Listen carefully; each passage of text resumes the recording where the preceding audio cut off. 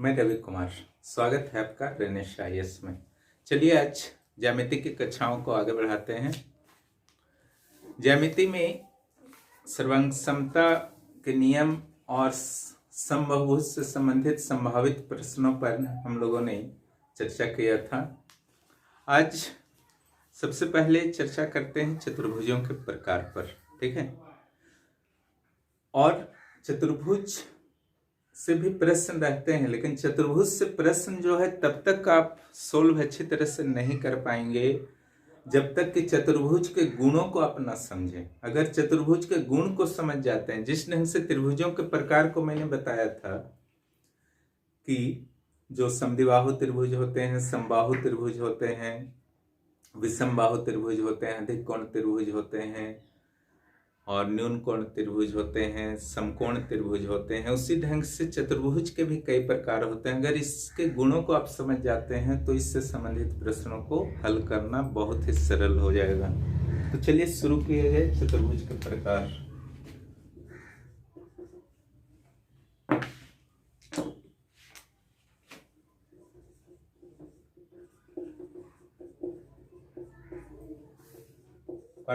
Types of quadrilateral.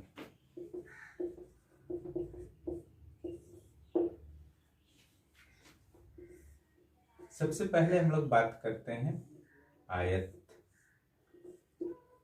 Rectangle.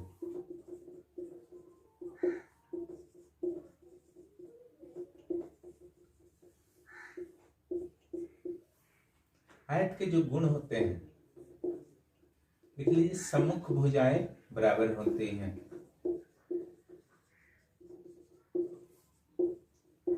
सम्मुख भुजाएं बराबर होती हैं, यानी कि AB के बराबर CD और AC के बराबर BD हो जाएंगे, ठीक है। इसके जो चारों कोण होते हैं 90-90 होते हैं। चतुर्भुज के किसी भी चतुर्भुज के चारों कोणों का योग जो होता है 360 डिग्री, यानी कि 4 समकोण होता है। तो इसका भी 360 होगा। प्रत्येक कोण जो है, मैंने हर एक कोण जो है 90 डिग्री होगा, ठीक है। इसके बारे में जो और आपको जानना है, इसके जो विकर्ण है, विकर्ण कौन कौन है? विकर्ण AD और विकर्ण BC या CB, डायगोनल्स। विकर्ण AB and AD and BC, ये जो है आपस में बाइसेक्ट करते हैं, समद्विभाजित करते हैं।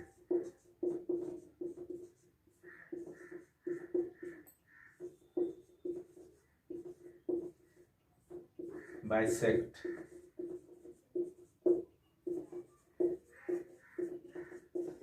ये इंपॉर्टेंट गुण है, इसके आधार पर कई प्रश्न जो है आपके सॉल्व हो जाएंगे।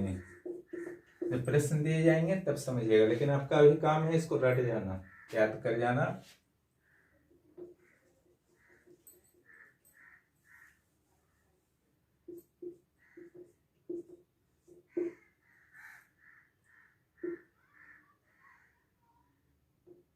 ये जो है आयत के विकर्ण लंब, यानी कि सारे इसके जो कोण होते हैं वो 90 डिग्री होते हैं, यानी कि लंब पर समद्विभाजित करते हैं। यहाँ पर आप लिख सकते हैं, तो एक्स्ट्रा लाइन नहीं लिखना होगा, यानी कि चारों कोण जो है 90-90-90 बनेंगे। इतना ही गुण काफी है आयत का। चलिए वर्ग पर हम लोग बढ़ते हैं।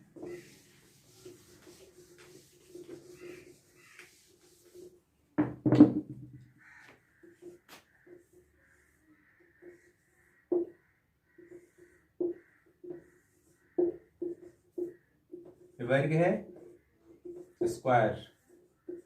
दूसरा जो चतुर्भुज का टाइप है वर्ग है।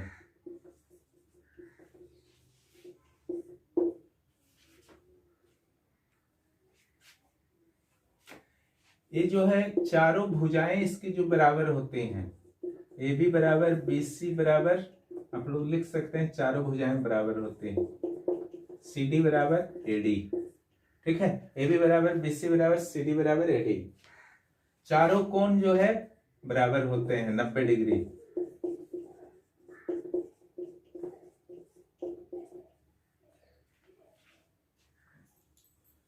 विकर्ण जो है आपस में समद्विभाजित करते हैं, लंब पर समद्विभाजित करते हैं। जैसे आयत में मैंने बताया था, यानी कि चारों ये भी 90 डिग्री होते हैं। जैसे ये चारों 90 डिग्री हैं,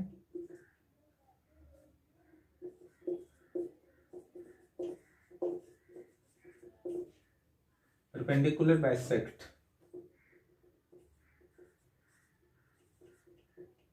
समद्विभाजित।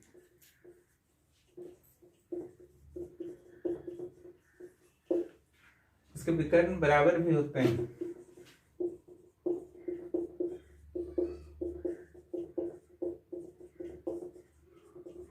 आयत में भी लिख लीजिएगा, विकर्ण बराबर होते हैं। तो ये जो है स्क्वायर के गुण है। आयत में भी आप लोग नोट कर लेंगे कि विकर्ण बराबर होते हैं।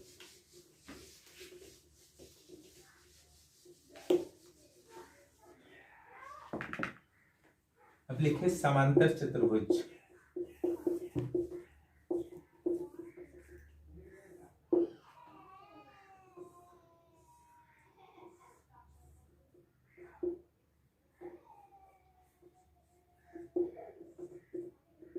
देखिए, जब आयत को हल्का सा टेढ़ा कर दीजिएगा तो समांतर चतुर्भुज बन जाएगा। टेपर थोड़ा कर दीजिएगा। इसका जो गुण होता है, सम्मुख भुजाएं बराबर होती हैं, यानी कि ए बी बराबर डी सी और ए डी बराबर बी सी।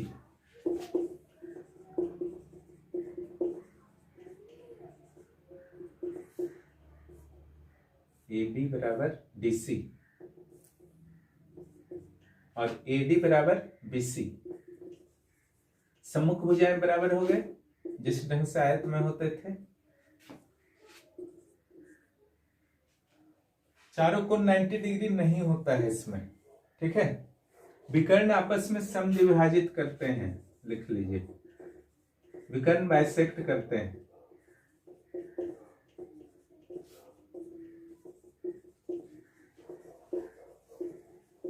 जिस ढंग से आयत में समद्विभाजित करते थे,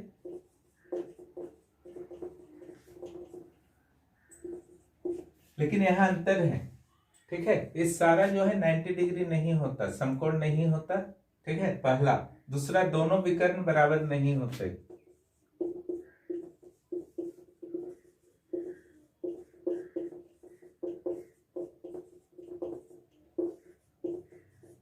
याद रखना होगा, ये बहुत ही कंफ्यूजन करता है, अलग अलग परीक्षाओं में आ जाते हैं इससे संबंधित गुण। ये ऑप्शन भी दे सकता है, एक समांतर चतुर्भुज के संदर्भ में निम्न में से कौन गलत है, निम्न में से कौन सही है, तो उस समय आप कंफ्यूज कर जाएंगे। इसलिए इसको याद करना जरूरी है। ऐसे भी मैं एक्स्ट्रा चीज कुछ नहीं बता रहा हूं, जो आपके परीक्षा के लिए इंपॉर्टेंट है, कंपटीशन एग्जाम्स के लिए, वही बता रहा हूं। तो ये बाइसेक्ट करते तो हैं, लेकिन ना ही विकर्ण बराबर होते हैं और न ही सारे कोण जो है यहाँ पर लंब होते हैं एक दूसरे के, यानी कि 90 डिग्री नहीं होते।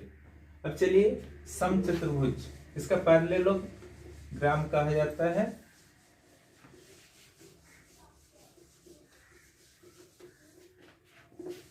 रोम्बस में आ जाइए, समचतुर्भुज।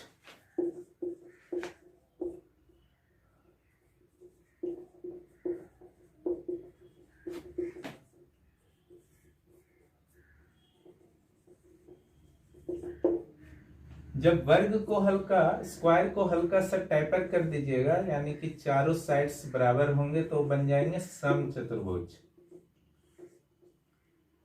ठीक है, विकर्ण इसका ले लीजिए, डायगोनल्स ऊपर करते हैं। ठीक है, इसका जो है चारों जो है साइड्स बराबर होते हैं, ए बी बराबर बी सी बराबर सी डी बराबर D A, just like square. इसके अलावा जो है इसके विकर्ण जो है बराबर होते हैं।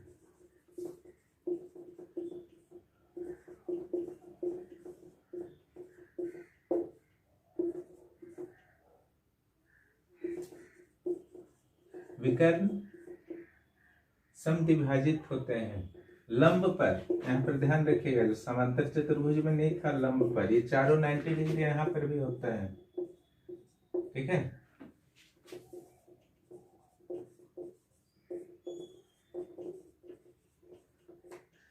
Perpendicular bisect, both diagonals are bisect perpendicularly, ठीक है।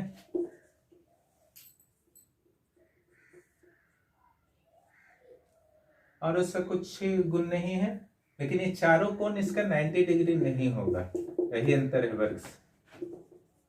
चारों कोण का योग तो 360 होगा, अलग अलग 90 डिग्री नहीं होंगे।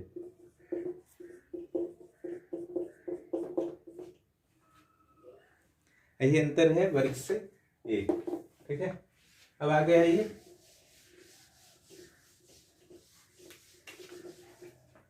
समलंब चतुर्भुज ट्रेपेजियम।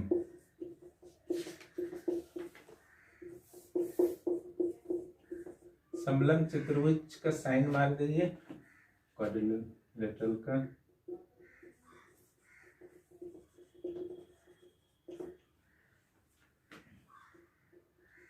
इसकी जो खासियत है, कोई दो साइड्स जो है, दो भुजा जो है पैरेलल होते हैं। पैरेलल मींस बताया था मैंने, जो आपस में कभी कट नहीं करते। इस ढंग से भी हो सकते हैं, इस ढंग से भी, ठीक है। ये दोनों समलंब चतुर्भुज का एग्जाम्पल है, जिससे AB CD, AB समांतर CD, इस समांतर का सिंबल है।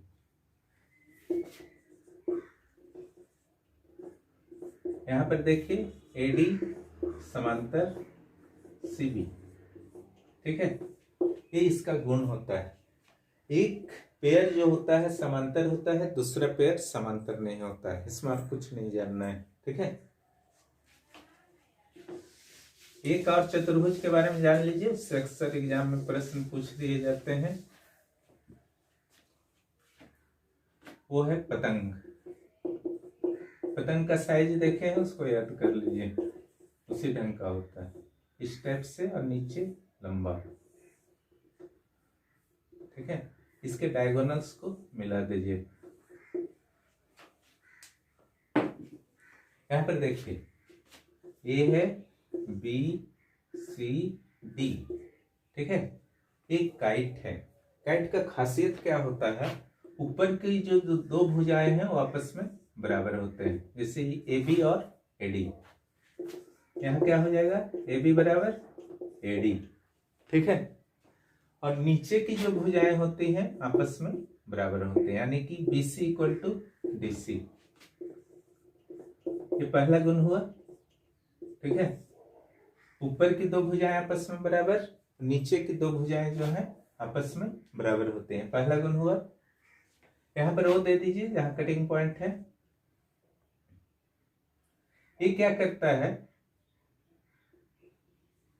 लंब पर बाइसेक्ट होता है। दोनों विकर्ण जो है, दोनों डायगोनल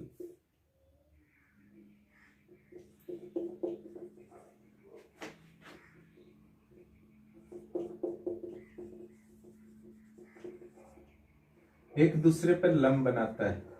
बाइसेक्ट अभी मत लिख, लंब बनाता है, ठीक है।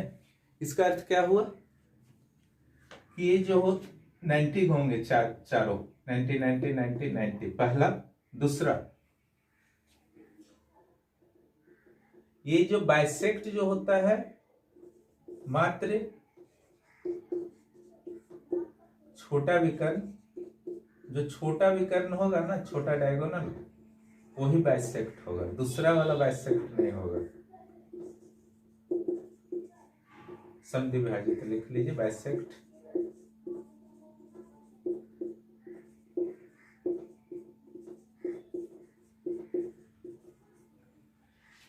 ये काइट का गुण है, पतंग का, ठीक है। इतने चतुर्भुज के बारे में जानिए। आशा है कि समझ गए होंगे चतुर्भुज का प्रकार।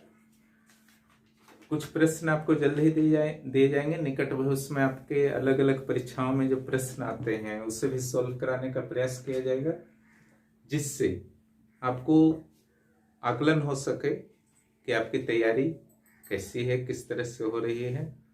जिन्होंने अभी तक ज्यामिति के वीडियोज को नहीं देखा है वो शुरू से देखें, डायरेक्ट बीच के वीडियो को देखिएगा तो समझ में नहीं आएगा, इसका ध्यान रखिएगा। ठीक है, धन्यवाद।